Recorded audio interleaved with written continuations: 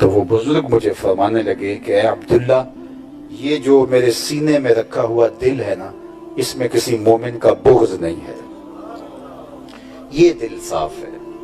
تو جب ہمارا دل ستھرا ہوگا، دل صاف ہوگا، سب سے پہلی تجلی تو دل پہ پڑتی ہے۔ اگر دل ہی صاف نہ ہوا تو دل سے ہی اثرات باقی اعضاء کی طرف منتقل ہوتے ہیں، آنکھوں کی طرف، کانوں کی طرف، سوچوں کی طرف، خیالوں کی طرف، اعضاء بدنیہ کی طرف۔ جو بھی منتقل ہوتا ہے وہ دل سے ہوتا ہے، اور اگر دل ہی گدلا اور میلا ہوا تو پورے اعضاء کو جو یہاں سے سپلائی ہوگا، جو آئے گا یہاں، اس کی میل اس کے اندر شامل ہو جائے گی، اور پورے اعضاء پھر جو ہے وہ اسی طرح گدلے اور میلے رہیں گے۔ اس لیے سب سے اہم چیز جو ہے وہ صفائی قلب ہے، دل کو صاف کرنا۔ رومی علیہ الرحمہ نے کہا تھا، دل بدست آور کے حج اکبر است، از ہزاراں کعبہ یک دل بہتر است، کعبہ بن گاہ خلیل اطہر است، دل گزر گاہ جلیل اکبر است۔ دل کو قابو میں لے آؤ، یہی حج اکبر ہے، اور ہزار کعبے سے ایک دل بہتر ہے۔ کیوں؟ اس لیے کہ جو کعبہ ہے وہ حضرت ابراہیم خلیل کی گزرگاہ ہے، اور دل رب جلیل کی گزرگاہ ہے۔ الا ان فی الجسد مضغہ، انسان کے جسم میں گوشت کا ٹکڑا ہے، جب وہ صحیح ہو جاتا ہے فرمایا پورا جسم صحیح ہو جاتا ہے، اور جب وہ خراب ہو جاتا ہے پورا جسم خراب ہو جاتا ہے۔ الا وہی القلب، سن لو، گوشت کے اس ٹکڑے کا نام دل ہے۔ تو دل کی اصلاح پورے بدن کی اصلاح ہے، اس لیے اس کو پاک ہونا چاہیے، اس کو ستھرا ہونا چاہیے۔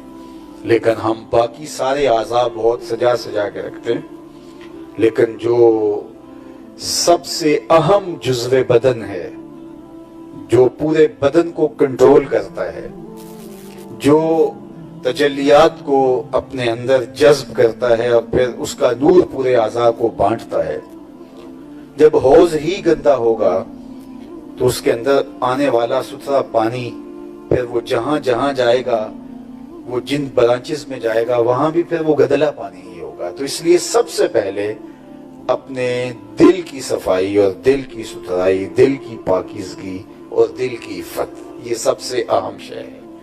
اس لیے فرمایا قد افلح من تزکا، کامیاب کون ہوا؟ جس نے پگڑی بہت اچھے رنگ کی باندھ لی، جس کا جبہ و دستار بہت خوبصورت ہے، جو دکھنے میں بڑا اچھا لگتا ہے۔ آپ کوئی میلے کچیلے بن کے نہ رہو، اچھے رہو۔ من کانا لہو شار فلیکرم، ہو جو بال رکھے سنوار کے رکھے، اپنے اعضاء بدنیوں کو ستھرا رکھو۔ لیکن کامیابی حقیقی طور پہ اس کا مقصوم ہے جس نے اپنے دل کو ستھرا کر لیا، اور ہماری ساری توجہ اپنے ظاہر پہ لگی رہتی ہے۔ میاں صاحب علیہ رحمہ کا یہاں لہجہ دیکھیے، کتنی خوبصورتی کے ساتھ اس بہت بڑی حقیقت کو بیان کیا کہ شیشے اتے کٹا جمیا کنداں چاڑی جاندے، شیشے اتے کٹا جمیا کنداں چاڑی جاندے، جلدہ نور سام کے رکھ دے ورکے پھاڑی جاندے۔ تو سارا زور پیکنگ پہ ہے، جلد پہ ہے، لیکن جو اندر ہے اس پر ہماری توجہ نہ ہونے کے برابر ہے، اور جس کی وجہ سے ہماری ساری محنت ضائع ہو جاتی۔ سجدے بھی بہت کرتے ہیں، نمازیں بھی بہت زیادہ پڑھتے ہیں، اور بہت سارے اعمال، کتنے حج کیے ہوئے ہوتے ہیں، لیکن دل نہیں بدلا، تو پھر یہ سارے اعمال اگر ہمارے اندر کو نہ بدل سکیں تو پھر باقی زندگی پر بھی اس کے اثرات نہیں ہوتے۔ تو زندگی بدلتی ہے دل کے بدلنے سے، اور تزکیہ نفس یہ ضروری ہے، جس کی تلقین ہمارے دین نے کی ہے، اور یہ دنیا پر بھی اور آخرت میں۔ اچھے دل کا شخص اس معاشرے کا بھی مطلوب ہے، اور میرے رب کا بھی مطلوب اور مقصود اچھا دل رکھنے والا شخص ہے، جو قلب سلیم لے کے اس کے حضور حاضر ہو، کیونکہ وہ صورتوں کی طرف نہیں دیکھتا، وہ دل کی طرف دیکھتا ہے۔ تمہاری قربانی کا گوشت اس کو نہیں پہنچتا، وہ تم خود کھا لیتے ہو، اس کی کھالیں دارالعلوم کو، مدارس دینیہ کو دے دیتے ہو، اس کا خون نالیوں میں بہہ جاتا ہے، تو پھر اللہ کو کیا پہنچتا ہے؟ اللہ کو تمہارے دل کا تقویٰ پہنچتا ہے۔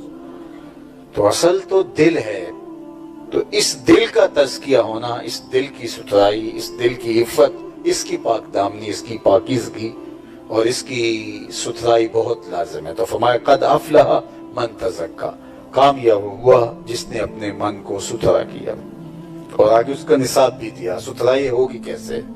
دل میلا ہو گیا، اب اس کو صاف تو کرنا ہے۔ فرمایا وَذَكَرَ اسْمَ رَبِّهِ فَصَلَّى، اور اپنے رب کا نام جپا اور نماز پڑھی۔ یعنی دل کی ستھرائی کے لیے، تزکیہ باطن کے لیے اللہ کا ذکر ہے۔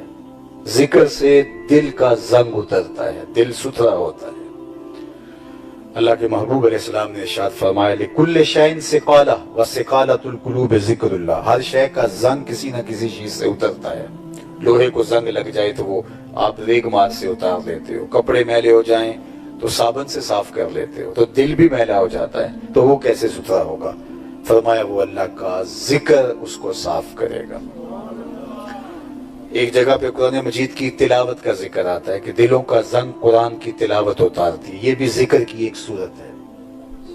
کثرت تذکیر موت، موت کو کثرت کے ساتھ یاد کرنا، یہ بھی دلوں کا زنگ اتارتا ہے۔ صالحین کی صحبت میں بیٹھنا، اس سے بھی دلوں کے زنگ اترتے ہیں۔ تو اللہ تعالیٰ جل شانہ نے یہاں جو مرکزی عنوان بیان فرمایا وہ اس کا ذکر ہے۔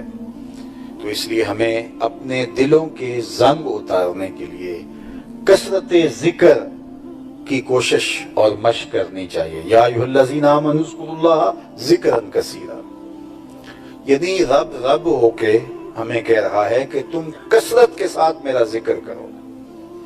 اٹھ دی بیندی ٹر دی پھر دی، ستے آتے جاگ دی، نام چھپ دی رو تے کھپ دی، ویخ سر اس راگ دی، نام جپیاں قرب ملدا، نام دی کر پوری سام، شیشی وچ کستوری جے کر پھر ضرورت کاگ دی۔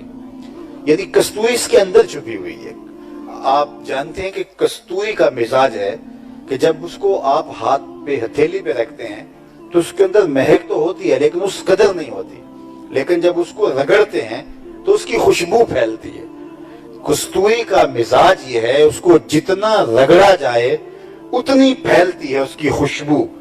ہر شخص کے دل میں اللہ کا نام تو رکھا ہوا ہے، لیکن کثرت ذکر کے نتیجے کے اندر اس کی خوشبو پھیلتی ہے۔ تو پھر باہو بولتے ہیں اندر بوٹی مشک مچایا اتے جہاں پھلاں تے آئی، تو پھر اس کا نور پھیلنے لگ جاتا ہے۔ تو اٹھتے بیٹھتے چلتے پھرتے سوتے جاگتے میرے قبلہ عالم فرمایا کہ تم اللہ کے نام کا ذکر کرو۔